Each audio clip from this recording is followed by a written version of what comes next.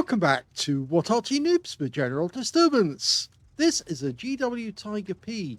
It's the Tier 8 German SPG. This one's located on the south sport of Ruinberg, and it's under the command of dawcez2001 of the SVMH clan, and it appears he's got the camo net and binoculars, which is a kind of odd choice, but I'm sure he'll elucidate us as to why he's actually picked that. He's also got the 21cm big gun, the same gun as the Tier 10 Arty, capable of 900 alpha and 53mm of pen. It does have a rather long reload time though as well, 44.1 seconds per shot. He's got it down to 38.15, and he's kind of stopped. I think he was just trying to get something right. There's an LTTB up there who potentially could have seen him, but he is way down at the far end, so maybe the LTTB's view range doesn't extend quite that far. Anyway, he's going in behind the buildings for the moment. Presume he's actually headed up right to the corner, which is usually a good firing position because you can actually hit the tanks in the center of town and do huge amounts of damage to them.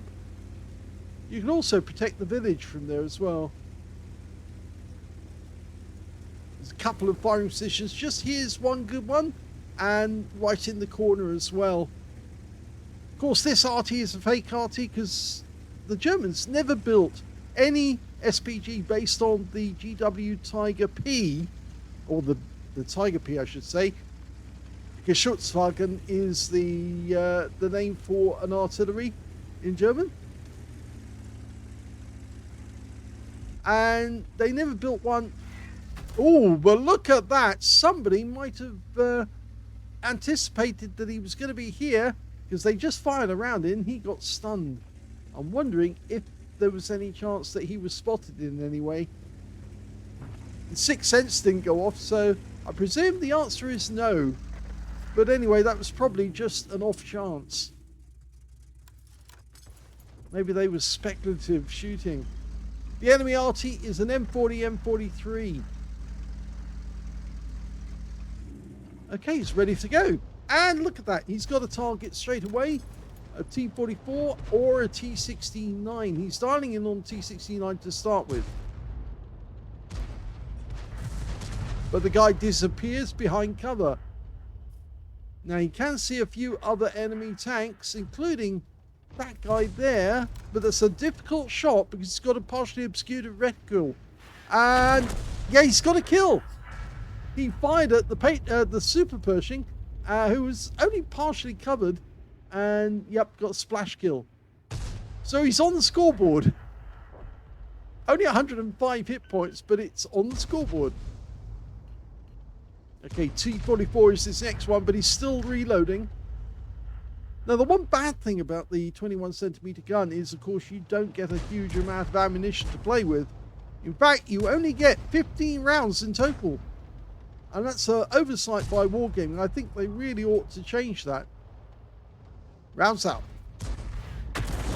Oh, perfect shot. Right on top of the T44 on his front plate. There was no chance that that was not going to go through because, of course, with the 53mm of pen, at that angle, the shell was coming in from above. Yeah, there was no chance he was going to survive that. Perfect shot. And now he's got 2 kills. Only 402 hit points of damage, but 2 kills. He's joint lead scorer on his team. Mind you, all 3 other members who actually have 2 kills, all 3 of them are dead. That's not very good, is it? And that is not a very good shot, but I think he can splash kill that XM. Well, it turns out he didn't need to. But now he might want to attack these tanks, although there's a Forest Spirit in sight, only a short distance away. I don't know if he's seen that. That Forest Spirit looks a very tempting target. They don't have much armor. Instead, he's actually going to go for these guys who are actually in sight of his teammates. Lines up the shot. And before he can shoot, the AMX goes down. So he's going after the Striv, who's promptly driven into cover.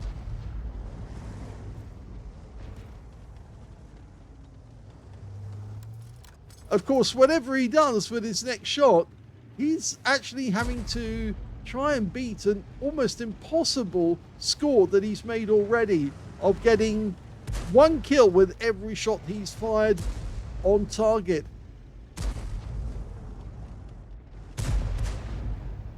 He's hunting around for the target. Ah, he's found one, but the strip immediately goes unspotted.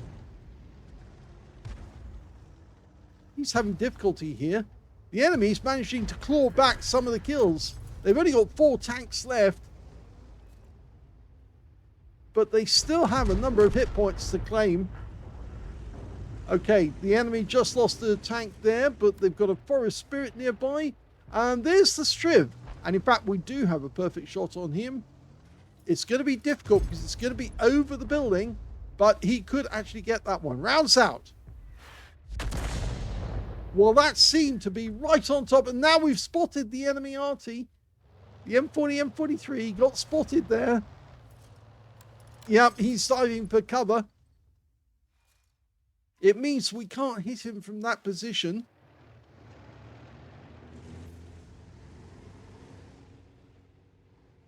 Yeah, we're still having difficulty. We've only got 5 tanks. They've got 4. Okay. And we've just lost one, so now we've both got 4 tanks apiece. It was the 252U that actually got that kill. Now, he's probably the one that's being most aggressive. We're loaded. Fully dialed in. He can't see the tank. There he is. Rounds out. Here we go. Direct hit for 398. It's a good shot. It makes him vulnerable. Our guys are starting to move in from the other direction. The SG-130PM is coming in behind. The Strib's out in the open. He's a perfect kill.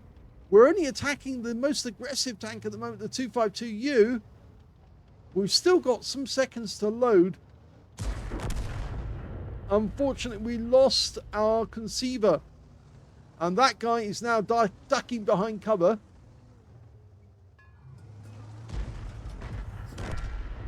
But the enemy's just lost their Striv S1 to our S130PM. And there's their forest spirit. He's just up here. Okay, there he is. Now, we might have to fire promptly to get this guy. But we could get a kill shot with our first shot. Yeah, he's almost fully dialed in. There he is. Rounds out. Well, he missed out on getting the kill, but he got 283 hit points. But now we're down to just 2 players left on our team. The other guy happens to be the TS5. Now we can see where he is on the map. And we can help him to get rid of that 252U if we can get a shot. At the moment, the guy's sticking behind that wall because he knows he gets cover from that wall.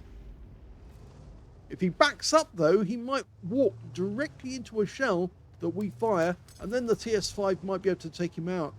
There's no direct shot through those buildings, I'm afraid.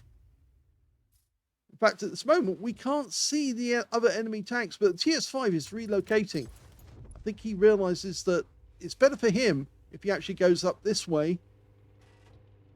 And the Object 252U might not realize that the TS5 has actually moved around the corner.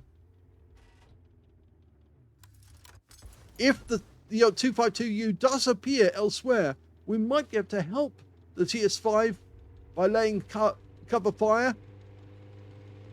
Here he is, just about to come into shot.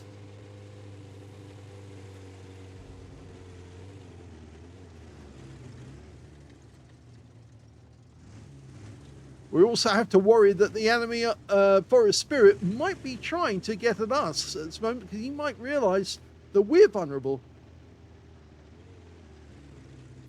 TS5 is attacking. We've lost sight of the M40 and the forest spirit. I don't think they are where they were last seen. They moved. They would be attacking the TS5 if they were smart, but the fact that they're not in any sight means that they might have moved away. And in fact, here comes the forest spirit. Oh, we on the corner. Can we? Oh, we missed out the chance of splash killing. Can we get him now? Rounds out. Yes, he got a splash kill, but we lost the TS5, I'm afraid. So now dawcez is on his own in the GW Tiger P. Now they probably know where he is. They can probably tell from where the shells were coming from during that fight. Given that some of those enemy tanks don't have a lot of health, he might take one of them with him. If it's the M40, M43, he'll probably easily take the guy out. If it's the 252U, then what he needs to do is he needs to shotgun the guy, get a large chunk of hit points off him, and then ram him. Because basically, this is a heavy tank design. The Tiger P is a heavy tank. So if that guy comes directly towards him, shotgun him first, then ram him.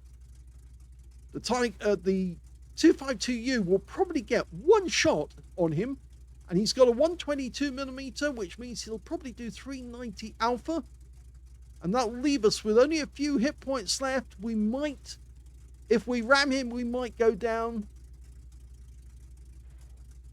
but at least he's going to give it a shot. If he gets it right and he shotguns the guy right in the face, then a small nudge before the enemy can actually kill him or shoot at him might give him the win. Here comes the M40. Well, he goes down to one hit, as I said he would if he came up. And in fact, the 25TUs decided to cap instead. So obviously the M40, M43 decided, yeah, I'll go up and get the Arty. You go and cap. So dawcez now has 4 kills. He could make it 5 and win the game if he can get a shell on target, but his view range isn't that great. It's only 290 meters, so he has to get fairly close to see the enemy, and he's going to have to go towards the cap. He can't stick around here. He could guess and fire in one shot and then reload. I guess you get at least one shot on the enemy if you guess where he is. And he's going to go and try and see where he is. Now, he did get spotted there. If he upsets this cap, he could get a defender medal as well, because now it's reached 70 cap points. He's worried about turning up around the corner suddenly. You'll get one chance, I think. There he is. Locks on.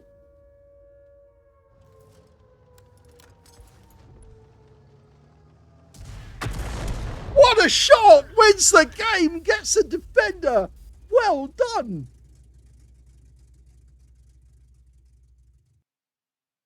Well, that was a truly incredible game there by dawcez2001 of SVMH in the GW Tiger P. He won the game by shotgunning. Well, it was an aim shot on the 252U at close range. He managed to get a second-class tanker out of that game, as well as a bruiser medal for getting at least 5 critical hits. He also got a fighter badge for getting at least 4 kills. He ended up with 5, one short of getting a top gun and 1/3 of the enemy team. And on top of all that, he got a defender medal because he reset the cap when the guy had at least 70 defense points in the process, or 70 cap points, and saved the win. Oh, look at this damage. Let's have a look at the team score. Well, the highest damage in that game actually went to this tank here, which is coming up in Russian as a Pesnoy Dix. I think it's Pesnoy Dix. It's the Spirit, actually. But I think that's the Russian version of calling it. I think it's it's P-E-S, or is that L? No, it's Lesnoy, because that's an N-O-Y-D-Y-X. Okay, it's the Spirit, Forest Spirit. That guy got 4,414 hit points of damage in the game. He gets a high caliber out of that game as well. The second highest damage turned out to be the Batchat 150, Batchat Brass rather. He got 2,574. And the third highest damage in the game, if I close that back down, is the Strid S1 on the enemy team with 2,530. We can see that dawcez actually got 1,585. He was actually beaten by 4 members of the enemy team and 5 members of his own team, which means he was actually in 10th place in damage, but he won the game for his team. When it came to kills, he actually jointly got the highest number. He got 5 kills. The Strid S1 also got 5. 4 kills went to the 252U, and the Forest Spirit got 3. When it came to base XP, it was the Wizzy1201 GFT who got the highest with 970. Second was the Ferdinand with 926, and third was the Forest Spirit with 835, even though he was on the losing team. And we can see dawcez managed to get 778 out of that game. He fired 8 rounds. He only got 4 direct hits, but he did get no penetrations and 8 splash. Damage of 1,585 hit points, of which 1,255 were at more than 300 meters. He did receive 1 hit by way of splash damage.